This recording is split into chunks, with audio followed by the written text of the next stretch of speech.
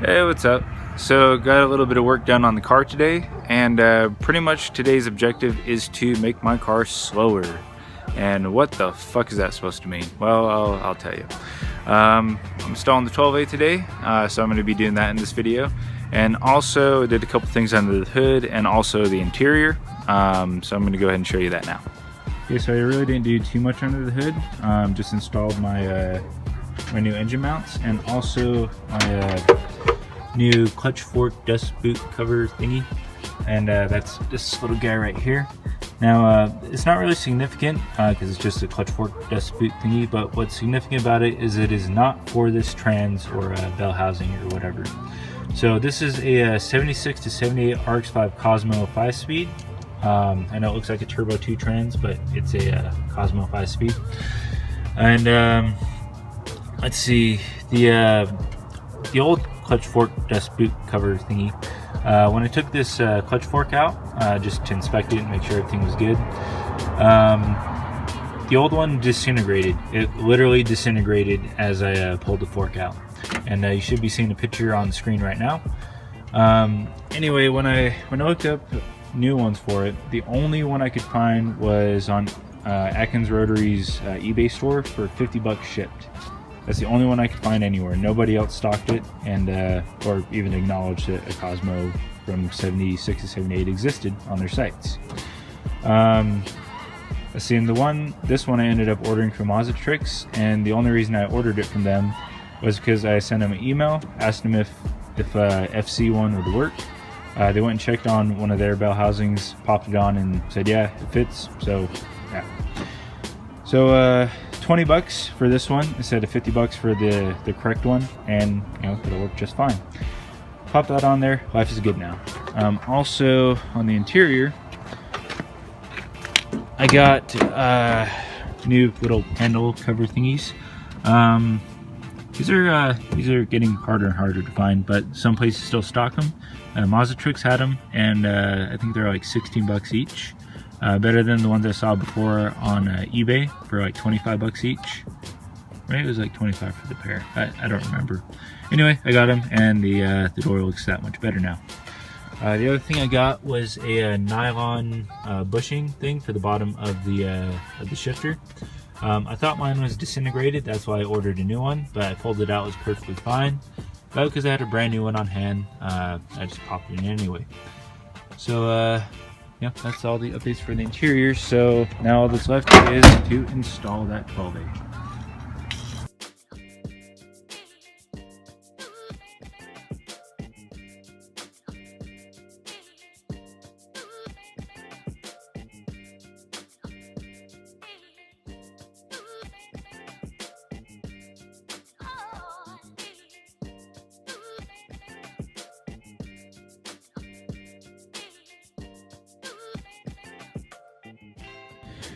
Okay, so engine is finally in the car. It's not fully mounted yet. It's only mounted at the trans, but getting it mounted to the trans took me about like 2 hours to do. This really shouldn't have took me longer than a half hour to do, but a lot of things got in the way. The water pump pulley, this little plate right here, which is for a clutch fan. I don't have shorter bolts for the pulley, so I'm gonna have to use this as a spacer for the time being. Then it was the engine mount, which I had to remove because it kept hitting the lower rad hose thingy, whatever you would call that. Port for the lower rad hose, let's call it that. And also kept hitting my engine mounts, and it was just giving me a hell of a time, so I removed that. Then it was these things that was blocking the engine from mating to the trans. So I had to lower the engine all the way, pull them off, and then adjust them and remove this one. But important thing is engine's in, and there's not really much left to do. And once I get it all mounted, I'm just gonna call it a night because I strained my back like 5 times doing this, and just adds on to my already existing back issues, which came from my accident, in which I lost my RX-7 and got totaled. Okay, I'm just rambling on now, so I'm gonna get back to the time lapse and finish installing this engine. So yeah.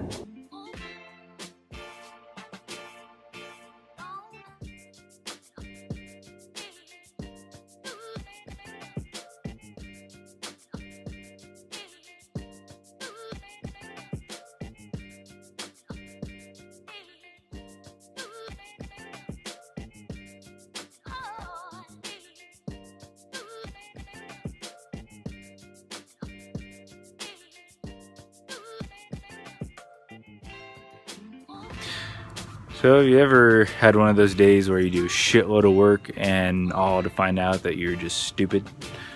Well, today's one of those days for me. And, well, I'll just show you why. Okay, so seeing as this car came with a 13B and not a 12A, and I'm trying to mount the 12A into a car that came with a 13B, that means that the car also came with a 13B front engine mount bracket thing. And the problem with that, 12A is shorter than a 13B. Here's the problem that poses. Engine mount, stud, hole for the engine mount, not lined up. That's because this is a 13B bracket, not a 12A bracket. So I have one of two options I can take. One, I can go and buy a drill bit that'll actually drill out the right size hole. You look right here, I tried to drill a hole through it and I didn't have a punch to punch in the correct area. But that hole's not even big enough because the drill bit wasn't even big enough and I don't have a bigger drill bit on me. So I'm kind of fucked there tonight. Or I can hit up my friend and see if he has a 12A engine mount bracket thing. And then take this off and switch it out and then the engine will mount. So with that said, I'm just gonna go ahead and call it a night because one, I'm beat the shit. That mating the trans to the engine really kicked my ass and kind of fucked my back up a little bit. And yeah, I didn't get as much done as I wanted to, but the engine is in the car, so I got some progress done, I guess. And yeah, I don't really have any updates on the Killer Bee engine. I think I said I did earlier, but I don't really.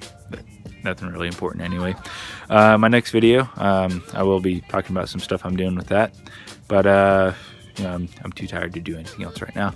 So I'm going to go ahead and end this video now. Comment, rate, subscribe, and you know, all that YouTube bullshit. And yeah, see ya.